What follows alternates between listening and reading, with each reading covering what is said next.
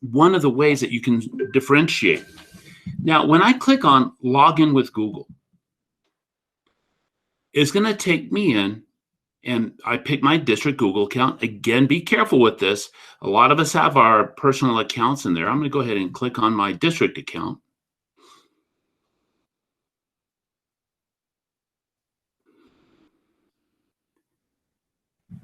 And I created one called Blended with COVID. Well, blended, what is COVID-19? And this lesson, it's about COVID-19, but in reality, it could be any lesson that I pull from the lesson library. And we'll go take a look at that in just a moment. So when I click on it, we're going to do a live lesson.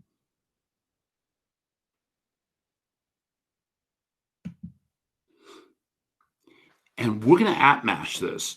We're going to use the link that's in Nearpod to share it with you. And we're going to straight go into an assessment. So I'm going to go ahead and click link, copy that link. I'm going to go into the Meet session. I'm going to go ahead and paste it into the chat. When you click on it, what's going to happen is it's going to open up a new tab. So I'm going to click and paste and then hit enter. So that's the link that's going to get you into the Nearpod. Please remember, it's going to open up a new tab. When you put your name, put your first and last name, please. So I'm going to go into the Nearpod site. So I'm going to come and see you as you join me. We're starting to come in now.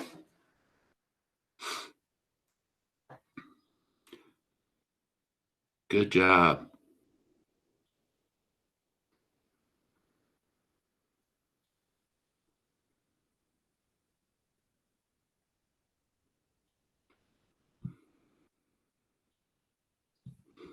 And we have about 28 people, but when you count take off, Misha and I, and my presentation is 25. So we should have 25 people joining this Nearpod. And we're at 14. We're almost there. We need 11 more. Please go ahead and go into the chat and click on that link.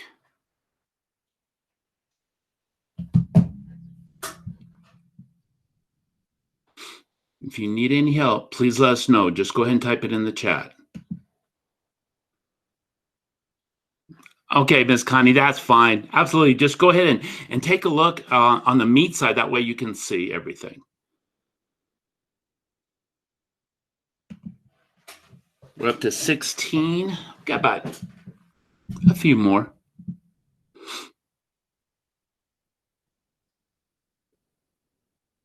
I'm going to get started in 1 minute if you're in or not.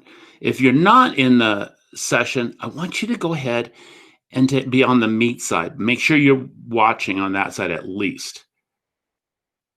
And don't worry, this assessment's not that hard.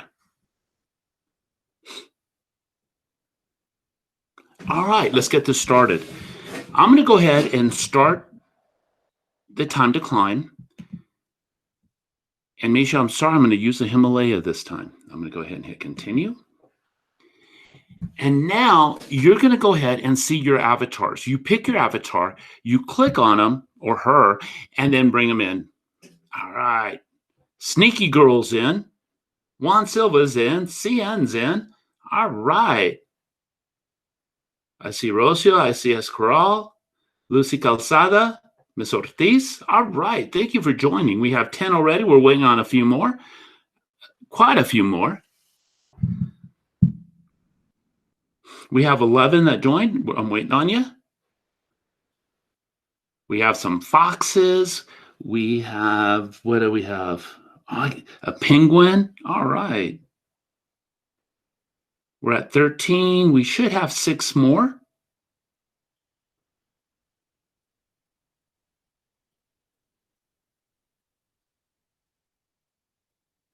There's everybody coming. Got 4 more to go.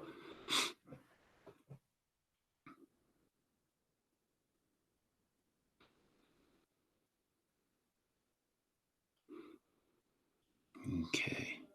All right, let's get this started. So when I click the start, is going to start the quiz or the assessment.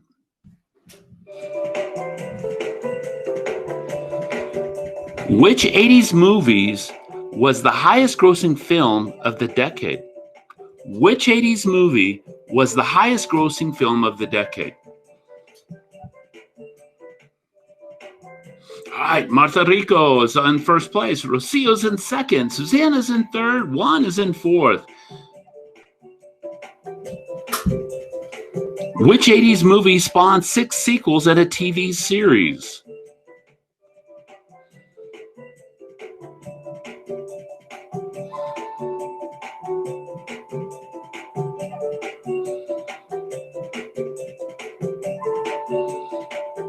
Martha's in first. Ceci's in second. Rocio's in third. And Susanna's in fourth.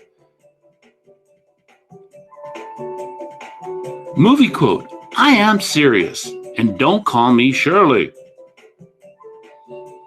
Martha Rico's in first. Ceci Bettis is in second. Rocio's in third. Fourth is Susanna.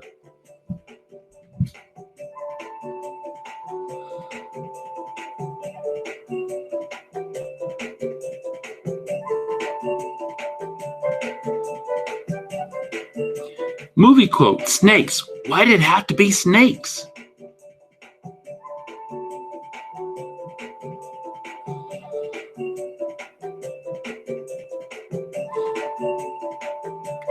Susanna Medina is in first. Oh, now we had a jump. Christina Cox is in first. Yvonne is in second. Ceci's in third, and Juan is in fourth. Don't mess with the bull, young man. You'll get the horns. This is our halfway point.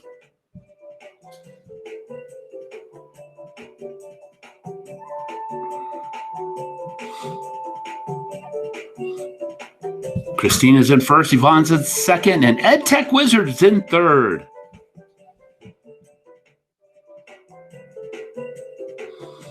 Life moves pretty fast. You don't stop and look around once in a while, you could miss it.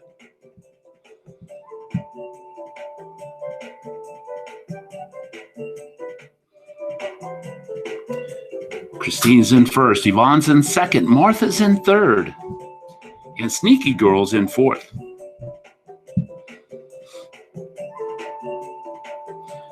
Which 80s movie was the first to become a hit, largely due to MTV?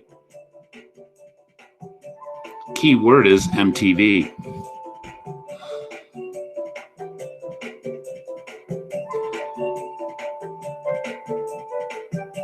Christine's still in first, Yvonne is still in second, and Martha's coming back up in third place. Carpe diem, boys. Seize the day. Make your life extraordinary.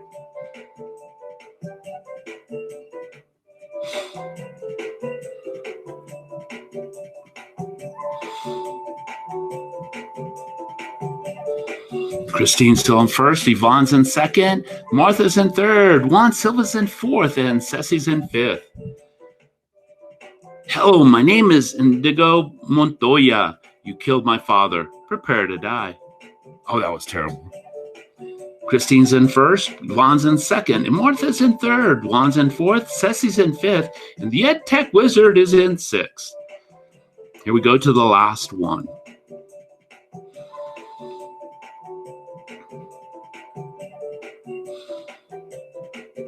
I could disappear forever, and it wouldn't make any difference. Here's our last question. Let's see who wins this competition.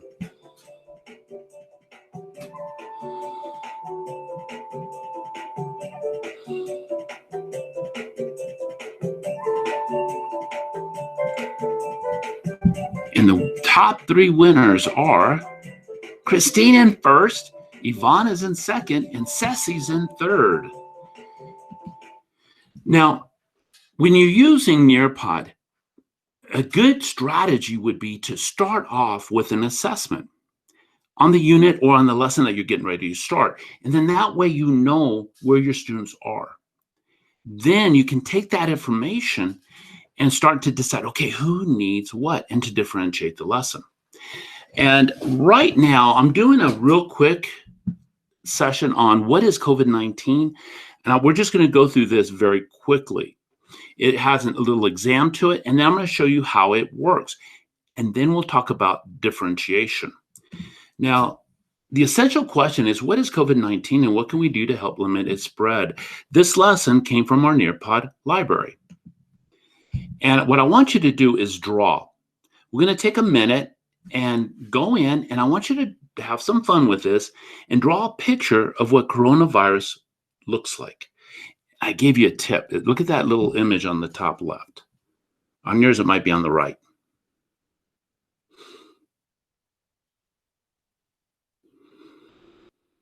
Okay. Very good. I see some of you starting to draw.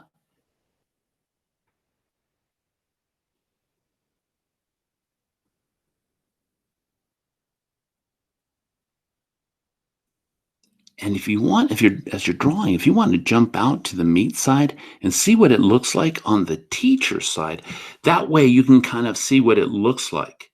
Because I can already see as y'all are starting to draw. This could be math problems. This could be a science circuit board that the students are drawing and going through.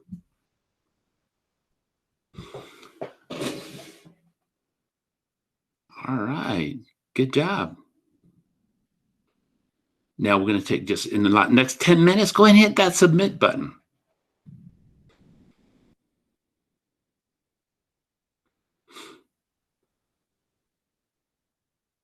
Very good.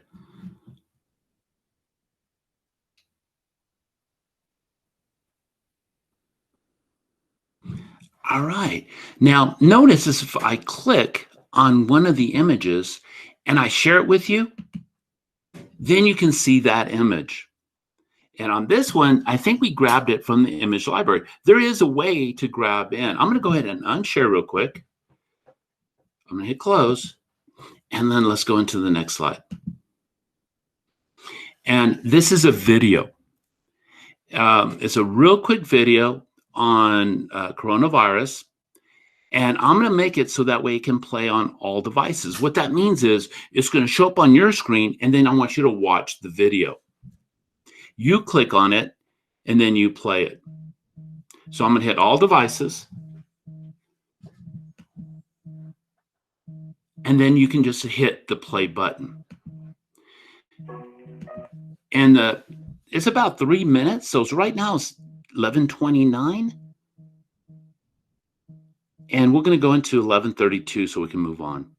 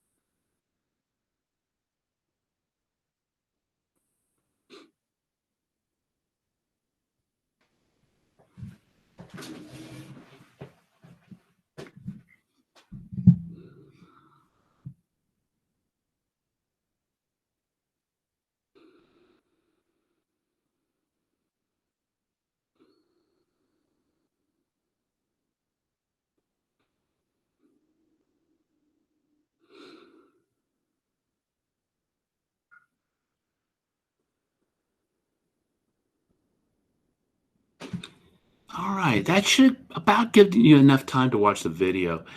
And when I go into the next slide, it starts where it's like a quiz. So what I want you to do is there's 4 questions. Go ahead and answer the questions very quickly. But once you've done that, jump out and then take a look at the teacher's side on the meet side. Don't worry, I'll hide the names.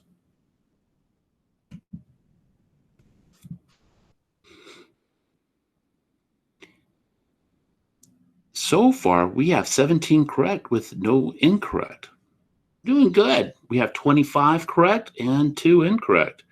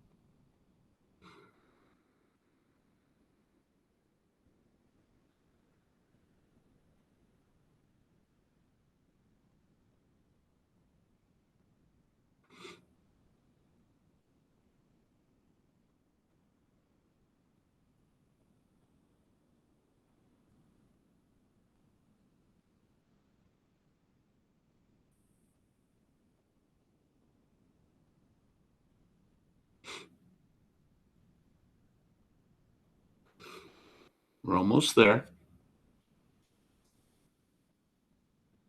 Just have a few more to go.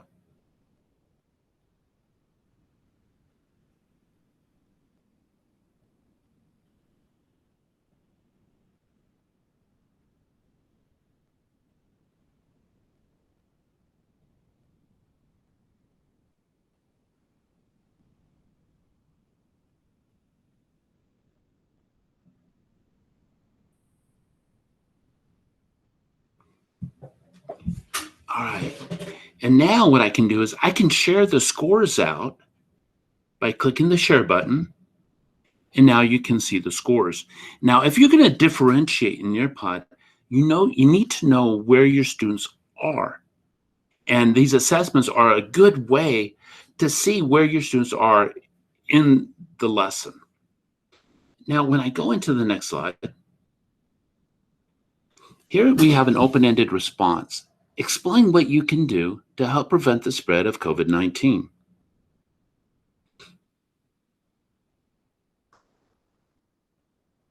What can you do to help prevent the spread of COVID-19?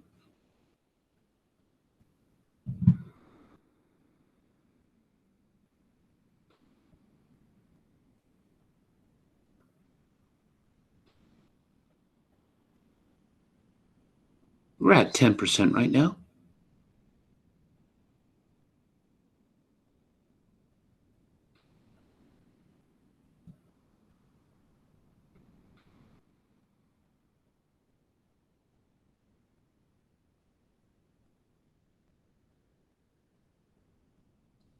We're at 48%.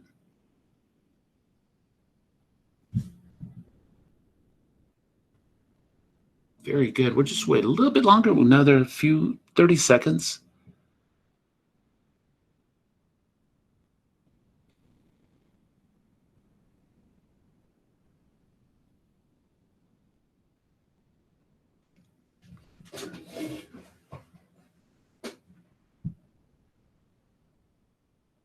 All right, very good. We're at 80 some odd percent right now. Because of time, I'm going to go ahead and I'm going to show you that I can go ahead and send out the responses so that you can see the responses. I'm going to click on one. I'm going to hit share, and now you can see it. This one says social distancing, wear a mask, keep your hands clean. Very good. And so you can actually present what the students are putting in for the answers, but there was no name to that. So there is no threat. Those students that are very shy, there's no issue of where they can't participate. All students have a voice. And many times, our higher end students have the tendency to be hesitant to show what they know, and this is a great opportunity. Now, this is the end of the Nearpod. I made this really quick and simple. I'm going to go ahead and end this out. And I want you to go back and I want you to see my screen. Go to the top where it says Meet, so that way you can see my screen. And I'm letting it load. And right here is that lesson that we just did. And what's critical is the reports, the data that you get in the system. So if I go in, hover over those three dots, and towards the bottom, I get what's called reports. This shows you the data. So when I click on it, here, I see the lesson. It was just a size, very short. When I click in, here's the session. And I'm hoping the data's in. This is kind of quick, but I'm hoping it's there already. All right, we got the data. The first thing I want you to notice is the summary. This shows how we did. Notice, don't worry about the names, don't worry about the scores, that I can see the quiz and the scores that we got. And then notice the open-ended response. On here, it has, now don't think the 100% is like a grade. What that means is they did the work, they turned it in. The same thing with the draw it. They did the work and they turned it in. And then notice the participation grade. That means they did each one of these parts if they got the 100%. If they got the 33%, that means they did one part only. But let's dive into the data. So when I go into quiz, I click on quiz. Notice I have the COVID-19. I want to see how did I do on this lesson? Did this lesson work? So when I click on COVID-19, the blue bar, it shows each question and the percentage correct on each one. So we nailed the first one, true or false. Is it important to get information from trusted sources? Yeah, 95% agreed with that. But where we struggled a little bit were the two middle questions. What is COVID-19? How might COVID-19 be transmitted? Those we struggled with. And then how long should you wash your hands? And we did pretty good with that. Then if I wanted to, I can dive into each question. And when I open up each question, it shows me who worked on each one, who answered it, and what the response was. So I can see if there was understanding. And I can go all the way down and do the same thing. Remember that open-ended question that we had? Well, when I click on open-ended question, explain what you can do to help prevent the spread of COVID-19, I open that up, and then I can see the responses. When I go to the draw it, I open that up, and then I can click in, and I can see the different images. Going back to the time decline, remember that one that we did? And when I click on it, it's the same kind of way. I'm going to go to the class board. And from here, I can see the questions overall, how we did on each one. I can take a look at your data, how you did, individual, and then I can see each question. Now, when I go back, here's where the magic is. When I hit downloads, right up here, notice I can get a PDF, the overall view as a class, and see what it looked like. And that way I can take a look. But notice the student view. Now we can have that one-on-one student conversations where we can talk about, okay, hey, you got this, you got that. We need to work on this. And the power of Nearpod is that you can modify the Nearpods. So let me go back. And I'm going to go back to my lesson library. And there's so many Nearpods out. And as teachers, we can create Nearpods also. Let's say I'm going to do a search for a specific Nearpod. I'm going to go in. I'm going to pick Texas. I'm going to do social studies. Let's say I'm going to do 4th grade. I go down to the strands. And let's say I'm working with free enterprise system right now. I went into the Teak resource system. I found the lesson, and I know what I need to work on. So I want to find a Nearpod that supports that. So I go ahead and I click in, and I have supply, demand, and price. Okay, so let's take a look at it.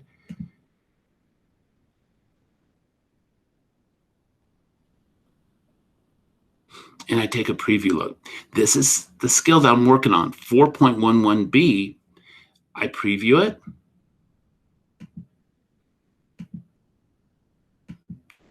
And I'm just going to go over this real quick. And I said, okay, this works. This is what I'm going to use. So I hit add to my library. Now I can hit show in my library, but I want to show you that it's really in my library. So when I go into my library on the top left corner, it's going to take me in. And here's supply and demand. Now I can edit this lesson. And when I edit the first time, I'm going to focus in on the middle of my class. Those ones, maybe from a pre-assessment that did pretty good, not the best, not the worst, but yet that's what I'm going to focus in on. So I edit that lesson.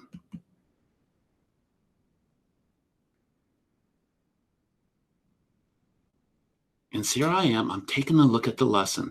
I can click on different Nearpod pages, click on it, delete it. I can add slides. I can remove slides. I bring in different ways of engagement with the students. And then I hit save and exit.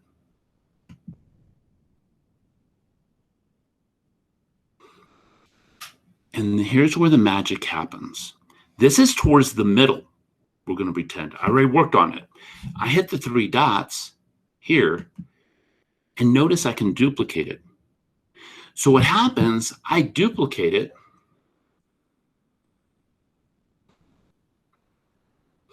and notice it's 1, or I can change the name on there. And I'm just going to put a random letter. So that way the students don't know which one is which. And then I hit save. And so I'm working on this Nearpod. I modify it for my lower levels, my tier 3 group. And then I hit save and exit. So now I have 2 Nearpods. They're modified in different ways. I kind of went over it fast because we only have 15 minutes left.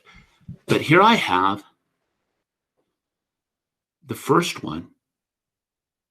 And then I want to go ahead and give it to my students in a student paste, maybe in my smaller group. So I hit student paste. And my recommendation is using Google Classroom. So when I click on Google Classroom, it's going to open up into my Google Class.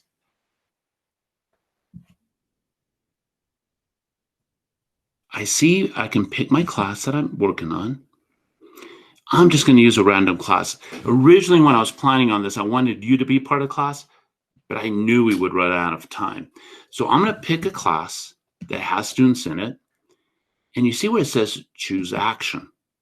I'm going to create an assignment. I hit go. And notice on the top, I'm going to open it up a little bit so you can see it. And here I would put the title, supply, and the S&D. I'm just going to be quick. Here's the magic. You see where it says all students? In Google Classroom, when you click on that, automatically it goes to all classes. I'm not sure why I don't have all my students, but we'll pretend on this. So when I click on this and I take it off, you have all your list of students down here. And you pick the students that you want to give that Nearpod lesson to. Then you click Assign. So that, and then you go into the other Nearpod. I'm not going to hit Assign because I don't want to freak anybody out on that class. I close it. So when they go to the Google Classroom, they have that Nearpod supply and demand and price that they have to do. This group, okay, so I'm going to click on it again. So I'm going to give this to a different group of students. I click on the 3 dots. We're good. I go to Student Paste. I go back to Google Classroom.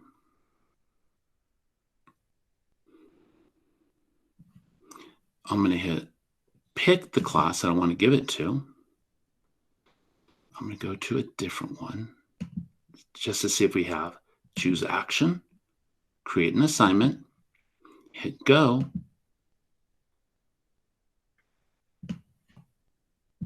And when I click all students here, this is what I see.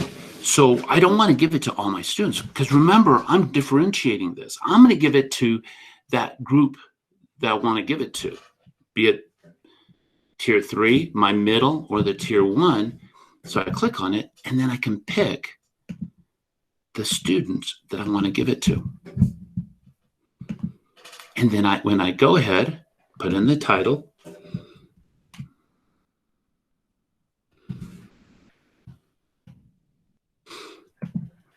then I can hit the assign. So that's how you can use Nearpod to differentiate. Now, going back, so that's Nearpod. CK-12 is a different animal than Nearpod. On that one, we can also go into Clever. We can go directly. And so when I click in to CK-12,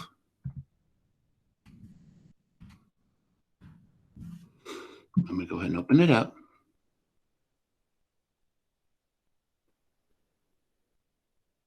And when you log in, it's going to ask you to log in with an account. If you don't go through Clever, make sure you use your district Google account.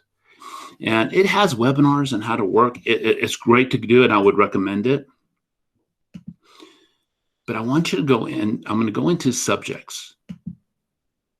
When I go into subjects, let's say I am a biology teacher, but it could be math 1 through 5. It could be social studies, economics, geography. But I'm going to use biology right now. So when I click on biology here, it opens up. So when I go in, and it's a full-blown textbook. It's a biology textbook. And I can assign it, the entire textbook, to my students, but that's not the way I would use it. It's like giving them the book, okay, you're on your own. Let's say I am working with a group of students that struggled in a certain section. And I taught it, we went over it, but they quite just did not get it. So I'm going to go into genetics, and that's the area that we were struggling with, the group of students. So when I go in and carry it down, it was on the pea plant section. So when I click on the pea plant section, I have all the resources. Now, when you have a digital textbook like this one, you have interactive pages. You have external web pages that you can go to. You have videos that you can go to. So let's say I want to go ahead, and this is a guide on Gregory Mendel. And with Mendel, and I think this might help my students that just didn't quite get it. It's a textbook. I click on it. And so those students in my biology class that kind of struggled with this section, I have it here, and I have some key terms, Mendel experiments and how they worked. but it's in a different type of way. Now, I don't see anything to click on to give it to Google Classroom, but I do have this up here, the website. So when I copy that website, edit copy, I can now go back into my Google Classroom, put that link in Google Classroom, and just like I showed you with Nearpod, I can give it to those students that need it. Okay, this is just a textbook. Let's go back and let's say they need something interactive to work with to see if they understand it. So I'm going to go into this one. This is the Plix. It's an interactive page. So when I open that up, this comes up.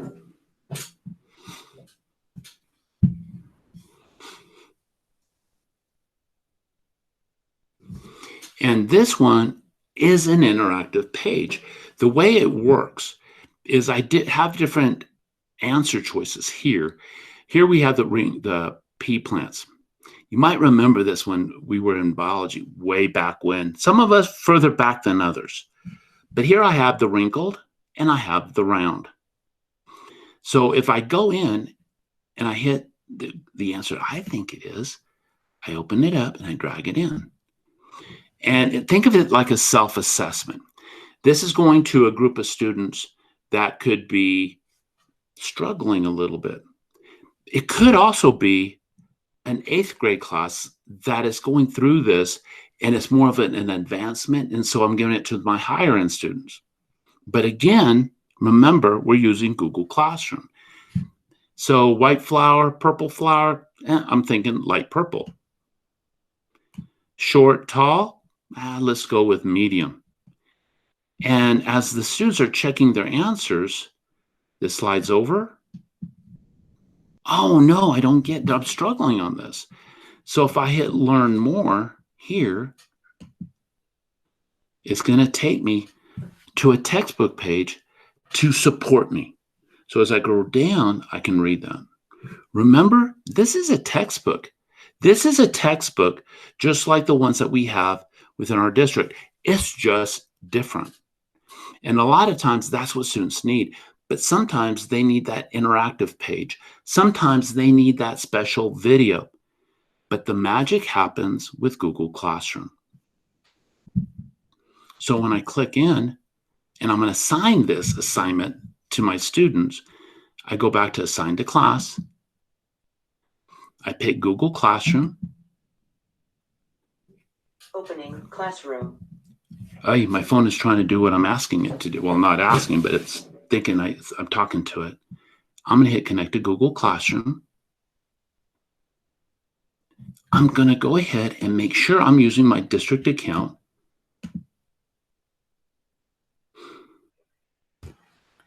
Just so you know, there you have about 5 more minutes. Okay, thank you. I'm going to pick the class that I'm going to give it to. And I put the due date. And I hit assign to classroom. I'm going to hit OK. And then what I can do is I go back to that Google Classroom, I go to that lesson, and then I give it to those students that I want to give it to. And so that's the magic of CK-12, is that their resources, their textbooks, and you can give it to students who needs that resource. Let's go back. Let's see what it offers. So when I bounce back out,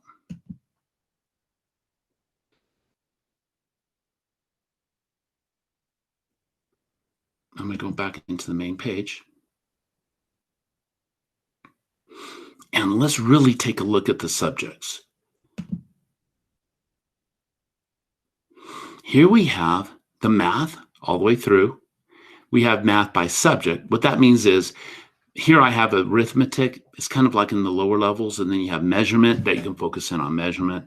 Here we have science, textbooks K-5, earth science, life science, physical science, biology, chemistry, and even physics. The one I want to show you, the other one, you have the social studies, economics, and all that. You have astronomy, engineering. You have college, textbooks, but notice the translations. What if I have a Spanish group of students that need a Spanish textbook? So when I click on it, it opens up those textbooks that were translated in Spanish. And I can do a search by which subject, and I can find textbooks in Spanish. If I go back to subjects, and it's one I want to show you, is economics. When I click on economics from my high school, this is a textbook that was created by EPISD. They're using CK-12 for quite a few of their courses instead of buying textbooks. They built the textbook, and then they have the different units. And the same way I showed you, I can click down, find the information of what I want to focus in on. Here it is. Okay, it has a video to it, information. And if I want to assign it, I can assign it. But again, I give it to those economics students in my class, either in the top, middle, or in the bottom that need extra support. And so that's how you can use CK-12 to differentiate, just like how you can use Nearpod to differentiate. So I'm going to go back to the Meet. I'm going to go ahead and unshare.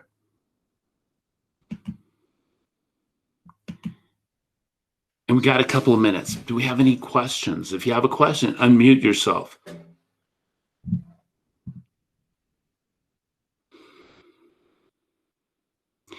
All right. So Claudia, you're talking about how do you share a great lesson if it's in Nearpod?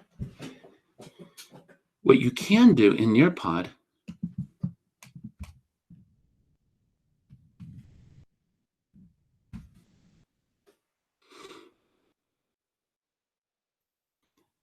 I got 2 minutes to show this. And so let's say I'm going to create a lesson in Google Slides, or I import a PowerPoint. So if I click on lesson in Google Slides, here, it's going to open up Google Slides. And Larry, we need to see your screen. oh, I am so sorry. I just undid that. Thank That's you for the okay. catch.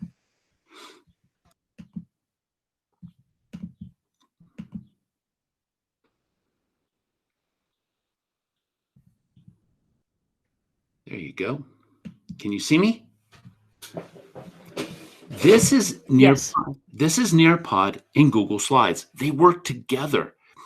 So if I want to add lesson components of Nearpod, I go to Add-ons, Nearpod, open Nearpod. Here, it opens up, and I can add the engagement components. But this is still Google Slides. So if I wanted to, I can click on share it to my teachers. We work on this collaboratively. And then each teacher, when they're ready and they want it, they can click save and go in Nearpod. The other option, I'm going to go back. I'm just going to go save and go to Nearpod. I'm just going to, that way you can see the lesson is built. You see how it's saving in Nearpod from that? Then I can open it up, edit, and it'll open up in Google Slides. If I wanted to share this Nearpod, let's say I've been working on it and I want to share it with other teachers, what I can do is I can click on the 3 dots here. I can go ahead, share with teachers,